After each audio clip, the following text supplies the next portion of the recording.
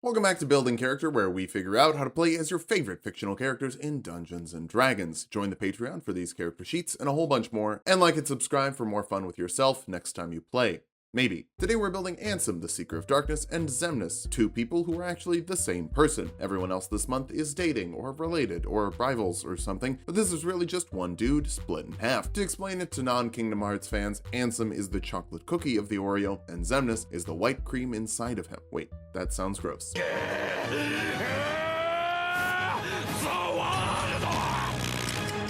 We'll start off with Ansem, since Kingdom Hearts games did that too. So for our goals for this build, we need to make a Guardian come and defend us. I'm sorry this keeps happening, I'm not trying to be gross. Next, we need a bunch of beams, blasts, and lasers. Finally, we need to turn into a giant space whale. That's the only way Square Enix knows how to end a game. To be fair, it's pretty rad. For stats, we're using the standard point array from the player's handbook. Roll for stats if you want, just keep an eye on those multi-classing minimums. Intelligence will be number 1. You technically stole the identity of a scientist, but people believed you, so obviously you know your stuff. Constitution next. Honestly, the only stat we really need is intelligence, so we might as well take this to make up for smaller hit time. Charisma after that, you're pretty confident in a deep V. Follow it up with dexterity. You don't really wear any heavy armor, though you mostly avoid taking hits with the Guardian, so we don't need this too high. Wisdom is a bit low, you never resist the darkness, and we'll dump strength. You don't need it to yeet lasers and float menacingly. Ansem is a heartless. I've called them fiends, aberrations, but today they're undead, specifically reborn. That'll give you +2 to one stat and +1 to another. Will bump your constitution and intelligence up. Your deathless nature gives you advantage on saving throws against being poisoned and resistance to poison damage. You have advantage on death saving throws, and you don't need to eat, drink, or sleep. Instead, you can take a sentry's rest, standing still for 4 hours but remaining alert. I know it's not called sentry's rest, that's a Warforged thing, but it's so similar. Robots and zombies have a lot in common. Your knowledge from a past life lets you add a d6 to an ability check, an amount of times per long rest equal to your proficiency bonus. I guess there are some benefits to signing up with Xehanort, which I guess is signing up with yourself. That's confidence. Speaking of confidence, we'll grab intimidation and deception for your skills of choice, so you can possess kids to do your work for you. Pretty evil. And we'll take the Sage background for Arcana and History proficiency. You've got to know the history of the Keyblade War, since you were probably the guy who started it in no way. We'll kick things off as a wizard, giving you 2 skills from the wizard list, like Investigation and Religion. There aren't official gods in Kingdom Hearts, other than Zeus and Hades, I guess, but there are definitely religious overtones. Stained Glass, Books of Prophecy, Jiminy Cricket. It's loaded with iconography. You can grab spells and cantrips. Chill Touch is a spooky ranged spell attack that deals 1d8 necrotic damage and prevents the target from healing. Obviously, you use this on Donald a lot. Toll of the Dead forces a wisdom saving throw on a creature, dealing a d8 of necrotic damage if they fail, or a d12 if they're below their HP total. No second chances allowed. Mage Hand lets you lift objects weighing 5 pounds or less with a floating spectral hand. The real benefit to having a Guardian is having it carry your groceries. For first level spells, we need to be wreathed in darkness. Mage Armor is great for that, making your AC 13 plus your dexterity when you're not wearing armor, which isn't all that great, so maybe cast Shield too, adding 5 to your AC as a reaction to keep those pesky heroes off of you. False Life gives you 1d4 plus 4 temporary HP, which will basically beef you up to having a martial character's HP at this level, even if it falls off a bit later. Cause Fear puts the final boss jitters into someone, forcing a wisdom saving throw on them and frightening them if they fail. Identify tells you what a magical item is, what it does, and how many charges it has left, which will be useful when you're looking for MacGuffins for the full version of yourself. For a little bit of damage, Magic Missile fires 3 beams of darkness that automatically hit and deal 1d4 plus 1 force damage each. The only thing that would stop them is the shield spell. Reflect wasn't in Kingdom Hearts 1 though, so big wins for you. Wizards get Arcane Recovery, letting you recover a spell slot on a short rest equal to half your wizard level, so if you can sub in Darkside for a round, you can be phase 3 of your boss fight, which is just phase 1, but one-on-one. Second level wizards get to choose a school of magic to focus on, and necromancy might seem like the thing for the Seeker of Darkness, but in principle, Ansem sorta just cheats and doesn't let anyone hit him. That's an Abjuration wizard with an arcane ward. That creates a Guardian to automatically reduce incoming damage by double your wizard level plus your intelligence modifier, and recharges whenever you cast an Abjuration spell of first level or higher. The fact that your arcane ward was the ward of your former arcane self is a fun pun. You can also grab another 2 spells. Absorb Elements will work nicely on spells, giving you resistance to acid, cold, fire, lightning, or thunder damage as a reaction, and adding a d6 of damage to your next attack next round. It's also in the Abjuration school, so it brings the Guardian back. Long Strider adds 10 feet to your movement speed. It's a little basic, but going fast is fun. Third level wizard gets second level spells. Hold Person lets you send the Guardian to keep Sora still, forcing a wisdom saving throw on a humanoid, paralyzing them for a minute if they fail. That will make every attack within 5 feet of them critically hit automatically, so if you had another Nort with you that does weapon stuff, that could absolutely mess someone up. Levitate lifts a creature or object into the air, then you can move it 20 feet per round later. If the creature doesn't want to go up, they can make a Constitution saving throw to resist, but I'm guessing you'll just be using it to float around on the beach. I get it, I hate getting sand in my shoes. 4th level wizards get an ability score improvement. Obviously, intelligence will be the strongest place for you to invest, since it not only helps your spells, but also bumps up your guardian. For this level spells, Mirror Image creates 3 illusory duplicates of you for the good guys to hit. When you should get attacked, you can roll a d20. On a 6 or higher, they hit one of 3 duplicates, 8 or higher for 2, and 11 or higher if there's only 1 left, as if you needed to be harder to hit. Darkness creates some darkness that not even dark vision can see through, which will be an issue for you at the moment, but it could be a bigger issue for the heroes who are yeeting their swords at you for some reason. Thrown weapons are way better in Kingdom Hearts than they are in D&D. 5th level wizards can learn 3rd level spells. Fly will give you a 60-foot flying speed for 10 minutes depending on your concentration. It's much better than Levitate since it's more speed and doesn't require your bonus action to use, just your move action. Typically, you'd be using the move action to move away. That's why they call it that. Summon Shadow Spawn summons a Heartless to do some work for you. The stats are in TASHAS Cauldron of Everything, and you have 3 different options, but you decide what it does, and it hangs out for an hour depending on your concentration. You should have things wrapped up in that time. 6th level wizards get Projected Ward, letting you use your reaction to send your ward to reduce damage to another creature within 30 feet of you, so you can help yourself or help another version of yourself,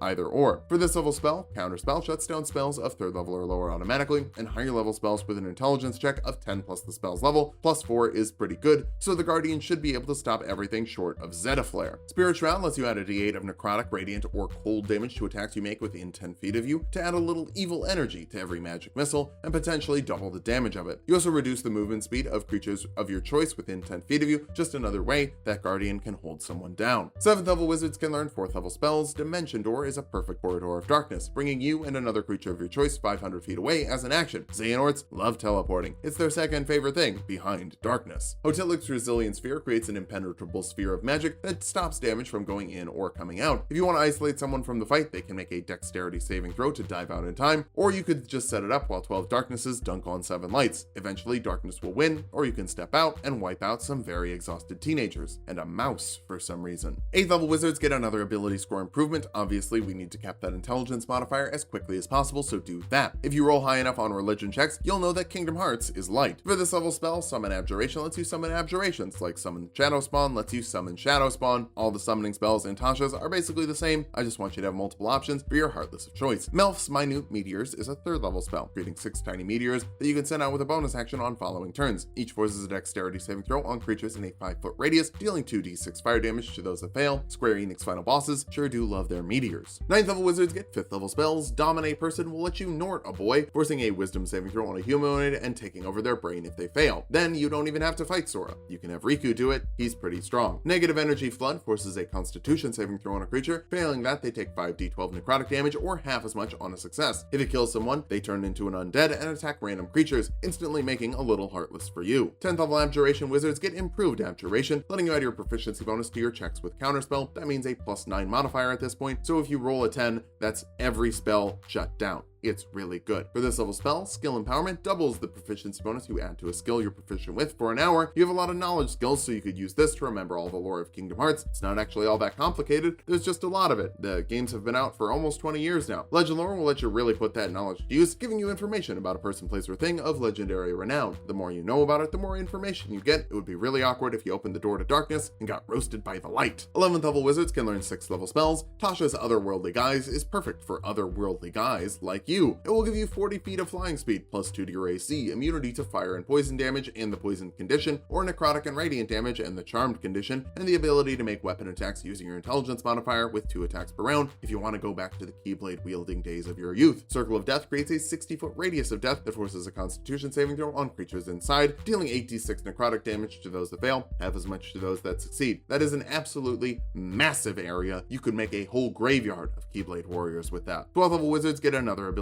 score improvement or feat. We'll grab the Eldritch Adept feat for an invocation, like Devil's Sight, letting you see in all forms of darkness within 120 feet of you, even darkness made by darkness. The spell Darkness. That was confusing. I don't know how else to word it. Darkness, darkness, darkness. For this level spell, Summon Fiend is another summon, but this time it's one of 3 fiends. Ain't that fun? The Magic Jar spell is weird, but let's try and keep it simple and clean. Your soul leaves your body, and you attempt to possess a creature, forcing a Charisma saving throw on them. Failing that, you control them until their body dies. When that happens, the creature's soul dies, and you can make a charisma saving throw to return to the jar you were storing your soul in. If you fail, you die. The save is against your own spell save, so it's a little risky, but just don't die. 13th level wizards can learn 7th level spells. Plane Shift brings you and up to 8 other Nords to a plane of your choosing, or forces a charisma saving throw on creatures you hit with a melee spell attack, sending them to another plane of your choice if they fail, and it's their job to get back. Whoops, looks like another Warrior of Light ended up in the realm of darkness. Too bad. Hopefully Mickey will pick them up in less than 8 years. Finger of Death forces a Constitution saving throw on a creature, dealing 78 plus 30 necrotic damage if they fail, and if it drops to 0, they turn into a zombie under your control for another instant Heartless. 14th level Abjuration wizards get spell resistance, giving you advantage on saving throws against spells and resistance to damage from spells, which I believe would work on Magic Jar, so you're less likely to die when the boy you Norded dies. For this level spell, True Seeing from the 6th level gives a creature True Sight, and nobody can shapeshift and bamboozle you. Disintegrate forces a Dexterity saving throw on a creature, dealing 10d6 plus 40 damage to a creature that fails, and turning them into a pile of ash if it drops them to 0. If it fails, that's too bad, it does nothing. So it's a bit of a big risk, big reward situation. 15th level wizards can learn 8th level spells. Maddening Darkness creates a 60-foot radius sphere of advanced darkness, forcing a wisdom saving throw on creatures inside, dealing 8d8 psychic damage to those that fail every round. So not only will they not be able to see you, they'll also be taking a fireball's worth of damage every round, with which sight this spell is truly mad. Dalzim's Horrid Wilting is just a big old 30-foot cube of death, forcing a Constitution saving throw on creatures inside, dealing 10d8 necrotic damage to those that fail. Plants and water elementals have disadvantage, so when Groot joins the Kingdom Hearts universe, this is gonna wreck him. Like Ralph! 16th level wizards get another ability score improvement or a feat. Grab Resilient for charisma for +1 to the score and proficiency with the saving throws, helping you not die when you use your magic jar. Dying is bad, it defeats the entire purpose of possessing a younger person. For this level spell, Demiplane creates a harmless demiplane you can trap people inside indefinitely. It would be much easier to fight Sora if Donald and Goofy were just locked in a waiting room. Illusory Dragon summons an illusion of a dragon that is actually real. It can shoot a 60-foot cone of breath that deals 76 acid, cold, fire, necrotic, or poison damage to creatures that fail an intelligence saving throw as a bonus action every round. That's your big old space whale that you can ride on. And also, it's an intelligence save. Sora's gonna die. If you'd rather just turn into a big old space whale, 17th level wizards can cast True Polymorph to turn one creature into a different creature of challenge rating equal to their current challenge rating or level. So any monster you want of challenge rating 17 or lower at this point, and when you run out of that creature's HP, you just go back to your standard HP. So basically, Sora has to fight a dragon, then a capped off wizard. Sounds like a fun multi-stage boss fight. No, it doesn't. You could also turn an object into a creature or a creature into an object, and anyone who doesn't want to shapeshift can make a wisdom saving throw to resist. But personally, I'd rather just yeet some evil discs at people. Blade of Disaster creates a floating plane of darkness that can make a melee spell attack with a bonus action, dealing 4d12 force damage with each hit, or 2d12 with a critical hit. With an expanded critical hit range of 18, 19, or 20, you get to make 2 attacks with it per bonus action, so it can end someone's life pretty quickly. 18th level wizards get Spell Mastery, letting you pick a spell of 1st or 2nd level to cast at will like a cantrip. Shield is so busted for an Abjuration wizard, basically giving you +5 AC permanently and 41 reduced damage every round automatically. Levitate will make it so you never have to land. We could talk about 2 more spells, but you know what? You already have so many options. Grab 2 more if you want. We have a whole other character to build still, and this video is already long. 19th level wizards get another ability score improvement, bump your charisma for better endgame monologues and safer uses of Magic Jar. Our capstone is the 20th level of wizard for signature spells. 2 3rd level spells you can cast once per day for free. You're almost always going to be using counterspell at least once, and summon Shadow Spawn will make sure you can have that guardian hanging out as often as you want. Now that we've hit level 20, let's figure out how viable this build is. First, you are deceptively hard to kill, with True Polymorph letting you basically give yourself a challenge rating 20 creatures worth of HP and refreshing 41 points of damage reduction every round. You can also make darkness nobody can see through to fight people in a room without sight. That's really great. Finally, your mobility options are great with teleporting, but also plane shifting. You can go to any worlds you want to. For weaknesses, you have too many concentration spells and can only have 1 up at a time. Magic Jar is also real risky since your own spell save is very high. At least you have advantage. Finally, your strength is pretty low, so you could end up getting pushed around by larger enemies. Thankfully, you're fighting a child, a duck, and a dog, so that shouldn't be an issue. Summon the Guardian and play defense. So if you're the defensive half of Xehanort, what would the offensive side look like?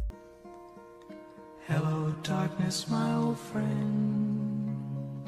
Let's start off with our goals for this build. First, we need to fight with the Yu-Gi-Oh method. That means it's time to dual wield. Next, we need to LOL. That stands for lots of lasers. Finally, even though I said you were the offensive one, we'll get some shields too. For stats, we'll be using the standard point array from the player's handbook. Roll for stats if you want, just keep your multi-classing minimums in mind. Charisma will be number 1. Unlike your more heartless form, you actually get a team together. Dexterity next, your swords are light. Like, they're literally lasers. Constitution after that, dying is bad. You don't want to have to do that again. Follow that up with with intelligence. You're not studying darkness, but you did before you were halved. Wisdom is a bit low. Nobody in the team is resisting the darkness and will drop strength. You don't need it. If Reborn are heartless, then they can't be nobodies, so we'll use custom lineage. If you want to say, hey, what about the Marluxia video? You probably need to go watch the whole thing before you say that to double check that, right? We'll grab the Meta Magic Adept feat, giving you 2 sorcery points you can spend to augment your spells with a type of meta magic. Quicken Spell lets you cast a spell as a bonus action that normally takes an action. It will be useful later for the lasers. Bump your charisma with your 2 free points, take perception for your skill of choice, and the half of a half caster background for acrobatics and deception. I just made that background up, but you can do that too. It's in the player's handbook. It's such a basic D&D technique, it's absolutely allowed. So is selling your soul to yourself. Somehow, we'll make a warlock to get intimidation and arcana proficiency. Since your patron is obsessed with swords, Hexblade makes the most sense, making you a hex warrior to use your charisma modifier for attack and damage rolls with a weapon instead of strength or dexterity. You get Hexblade's curse to pick a creature you really want to turn into a heartless, dealing extra damage on an attack equal to your proficiency bonus, critically hitting them on a 19 or 20, and recovering HP equal to your warlock level, plus your charisma modifier when you kill them, if you kill them in a minute. How this isn't better than a fighter in every way is beyond me. Oh, just because you had to give up your heart? Who cares? You get Eldritch Blast. That's a little tofu spell that lets you shoot a beam of force, dealing 1d10 force damage with a ranged spell attack. This is your little zigzag reversal coasting thingy. Sword Burst lets you spin to win, forcing a dexterity saving throw on creatures within 5 feet of you, dealing a d6 of force damage to those that fail. With this, you can basically go 2-on-1. Shield is also good for that, giving you +5 to your AC as a reaction when someone attacks you, and that stays up until your turn starts, so if somebody else tries to attack you before then, you've still got the buff. After you've killed one of the Destiny boys, use Hex to wreck the other one, adding a d6 of necrotic damage to your attacks against them and giving them disadvantage on checks of a certain type. Mixing this in with Hexblade's Curse, and you've got a short sword that deals 2d6 plus 5 damage at level 1. You can also use 2-weapon fighting to have your offhand weapon deal 2d6 plus 2 damage from Hexblade's Curse with a doubled crit chance. Hexblade is so busted, I love it. But if you really want to be good at 2-weapon fighting, dip over to Fighter for the 2-weapon fighting style, letting you add your ability modifier to the damage of your offhand weapon attacks, so you can absolutely wreak some havoc. Not really, it's only +2 since Hex Warrior only works on 1 damage at a time, so righty hits harder than lefty with your charisma modifier, but only 1 point of damage. It's not a big difference. You also get Second Wind, letting you recover 1d10 plus your fighter level in HP as a bonus action once per short rest. You might not have quite as many phases as Ansem, but you still definitely reset the health bar a few times. Second level fighters get Action Surge, letting you make 2 actions in 1 turn once per short rest, which means that you can cast Eldritch Blast 3 times in a turn with Quicken Spell, each one getting buffed by the Hexblade's Curse, and Hex for 3d10 plus 3d6 plus 6 damage per round. At this point, I'm sure that's as ridiculous as it's ever gonna get. Third level fighters can choose a martial archetype. Eldritch Knights get Weapon Bond, letting you choose a weapon you can conjure to your hand as a bonus action, so now you can make a light weapon at will. You also get spells and cantrips. Light is a light you can affix to something like your sword for a more Star Wars vibe. Message lets you whisper to a creature within under 20 feet of you, and they can whisper back as well. Communication is important, especially when you have 14 people in your party. You have to use intelligence for your casting modifier with these spells, but don't worry, I'm not picking any spells with modifiers. That'll make it easier for Mason to make the sheet. Mage Armor will make your AC 13 plus your dexterity modifier when you're not wearing armor for a fancy black cloak. Magic Missile shoots 3 darts that deal 1d4 plus 1 force damage each and automatically hit, and Long Strider adds 10 feet to your movement speed. It's a little basic, but going fast is cool. You could even run up a building maybe. Keep in mind we're multi-classing spellcasters, but one of them is Pact magic and one of them is spellcasting. That means you get the Warlock slots you would normally have and the Eldritch Knight slots you would normally have, and can mix and match spells between the lists. 4th level fighters get another ability score improvement for a feat. Warcaster will give you advantage on concentration saving throws. You can make spells as opportunity attacks as long as they only target 1 creature, and you can use somatic components with your hands full. That means dual wielding and casting is an option at the same time. We're gonna bounce back over to Warlock now. I know extra attack looks really pretty there, but 2nd level Warlocks get invocations, special benefits for breaking your soul in half. Agonizing Blast lets you add your charisma modifier to the damage of your Eldritch Blast attacks, which are now shooting 2 beams by the way. So with Action Surge and Quicken Spell, that's 6d10 plus 6d6 plus 18 damage to a fully hexed target. Pretty nice. Devil Sight gives you 120 feet of magical dark vision, so even magical darkness means nothing to you. For this level spell, Wrathful Smite adds an extra d6 of psychic damage to a creature you hit with a weapon attack and forces a wisdom saving throw on them, frightening them if they fail. I think Hex is better, but maybe you just want to be scared. I won't judge. 3rd level Warlocks get Pact to the Blade, or at least they do if you want to conjure a weapon to yourself as an action. Pairing this with Weapon Bond, now you have 1 weapon for your left, 1 weapon for your right, and you never have to fight unarmed, which is great. Your strength score is terrible. You also get 2nd level spells, and boy howdy, we need a lot of these. We're gonna start with Misty Step to teleport 30 feet as a bonus action to start phasing in and out, bamfing around like a true bamf. 4th level Warlocks get an ability score improvement. Bump your charisma up right away to maximize your zigzag blasts and one of your weapons. For this level spell, Shadow Blade summons a sword that deals 2d8 psychic damage on a hit. It's light and finesse, so it's dexterity based like any other short sword, but it has advantage in dim light or darkness. One of the other Norts will probably put up some darkness. All of you like darkness. It's good to have something in common with with yourself. 5th level warlocks get another invocation. Thirsting Blade lets you make 2 attacks instead of 1 with your packed weapon, which will be really helpful to take advantage on Spirit Shroud. Spirit Shroud is a spell that adds an extra d8 of radiant, necrotic, or cold damage to all of your attacks against creatures within 10 feet of you. You can slow creatures down if you see them as well. Use radiant damage and make your swords laser swords, or make your eldritch blasts laser beam blasts. Spoiler alert, this is going to be really bananas by the end of things. 6th level Hexblade warlocks get a Cursed Spectre, turning a creature you kill into a spectre under your control, with half your warlock level in temporary HP, and you can add your charisma modifier to your attack and damage rolls, so your nobodies are just a little bit better. Xemnases are those little annoying light cube ones that have the hand thing that doesn't take stun damage. Yeah, I hate those dudes. For this level spell, Blink will send you in and out of the material plane. Roll a d20 at the end of your turn. On an 11 or higher, you can wait in the border ethereal plane, meaning nothing on the material plane can hit you. You start your next turn somewhere within 10 feet of where you left, auto-teleporting for a minute with no concentration required. 7th level warlocks can learn 4th level spells. Dimension Door lets you teleport 500 feet as an action and bring another Nort with you. It hasn't changed in the last 10 minutes, that's a relief. You also get another invocation. Improved packed weapon adds 1 to the attack and damage rolls of your packed weapon. Maybe make that the offhand one, since that's the one that has to use your dexterity. It doesn't really matter actually, up to you. 8th level warlocks get another ability score improvement. Bump your charisma and constitution modifier because odd numbers don't do anything, and capping off your charisma modifier is really good. For this level spell, we'll dip back to the 2nd level for Hold Person, paralyzing a humanoid that fails a wisdom saving throw for a minute depending on your concentration. Hopefully their boyfriend doesn't run up and smack you while you're paralyzing them. That would be unfortunate. 9th level warlocks can learn 5th level spells. Far Step lets you teleport 90 feet as a bonus action every round. There's no real reason to keep Misty Step anymore, so maybe swap it out for another spell you think you'd enjoy. You also get another invocation. Relentless Step makes Far Step less useful than Hex, since you can teleport 30 feet closer to a creature you have hexed, or Hexblade's Curse